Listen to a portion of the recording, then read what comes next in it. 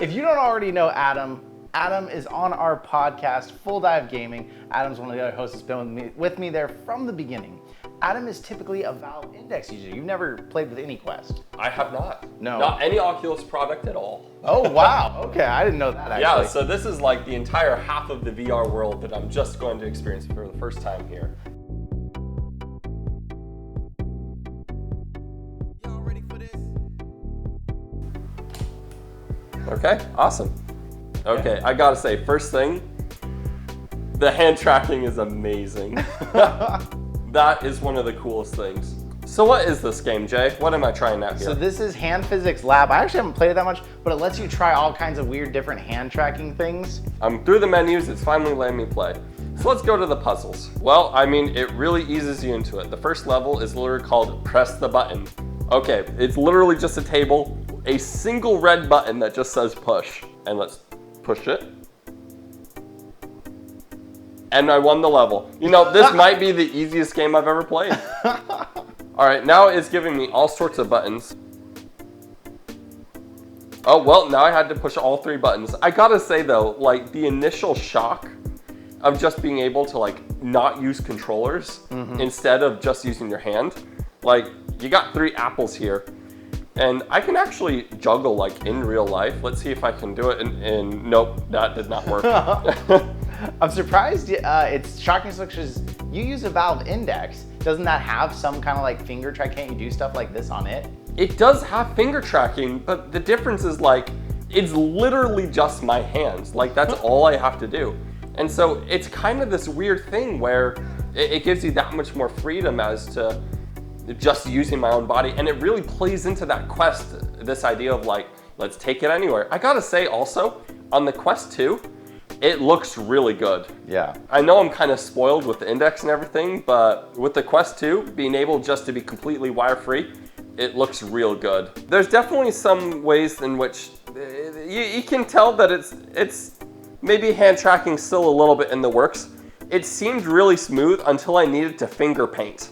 Well, and what we found, it can change your experience based on your lighting. We have a lot of lights on in here right now to light him and to make it easier to see what's going on because the lighting in this place sucks. Even people's skin tone can make a big difference. It says in this one, make sure your contrast. So if your like skin was close to the carpet or the floor, it would struggle. So it's like saying make it a high contrast if you can. So have some sort of rug that's gonna really show the hands up well.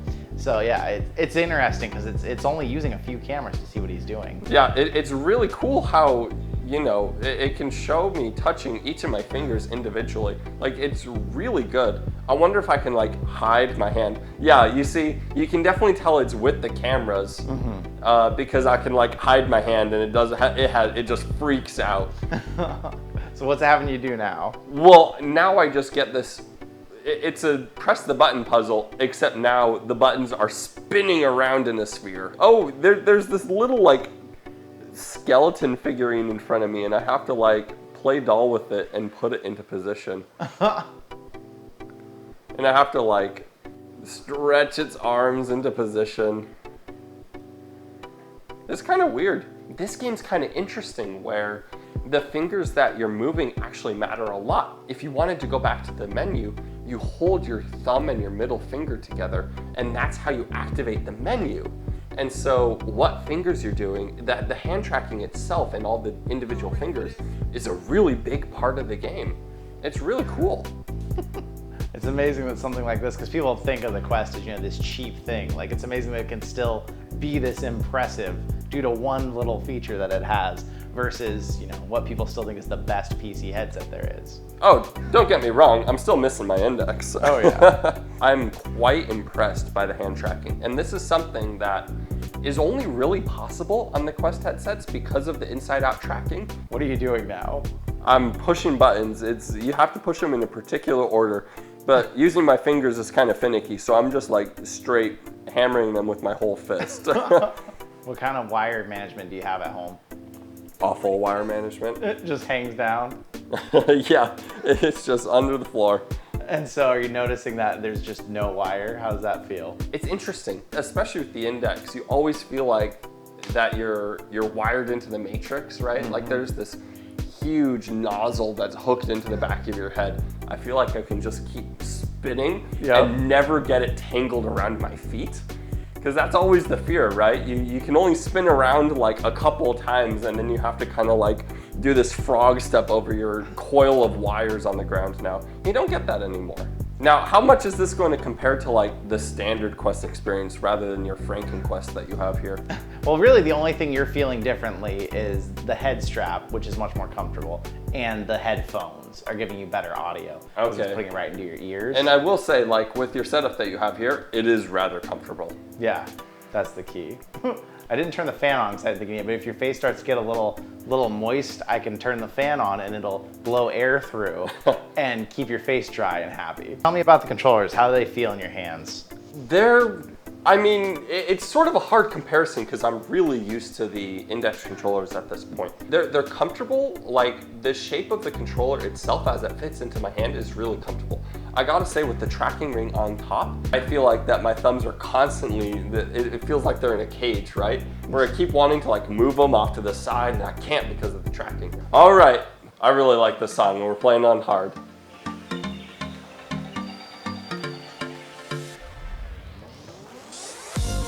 How's that wireless freedom? It feels real nice. I feel like that I'm able to move around so much smoother without the wire on the back of my face.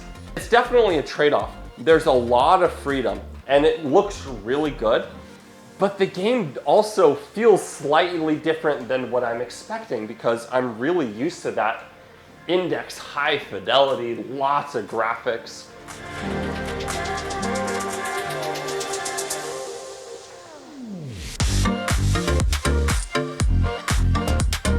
Yeah, you definitely get a lot more freedom. Something about just knowing there's no wire really enables you to just go for it.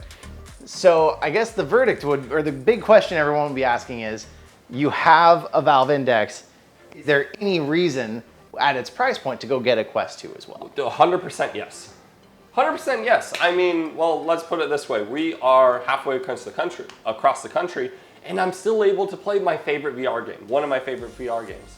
And the reason we're able to do that is because I don't need to lug my entire, 50-pound gaming PC out to Texas in order to do so.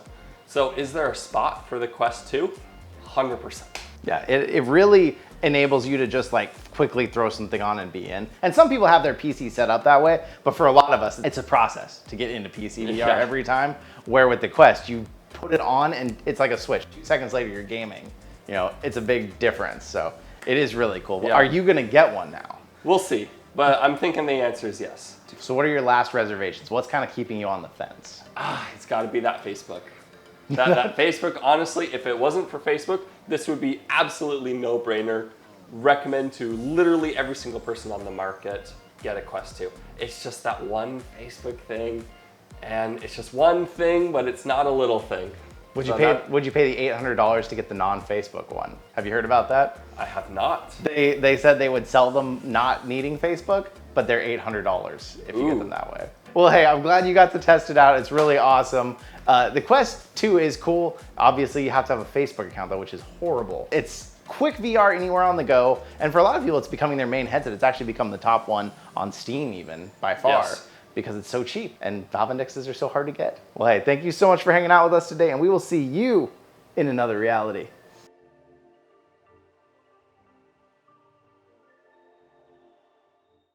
Boom.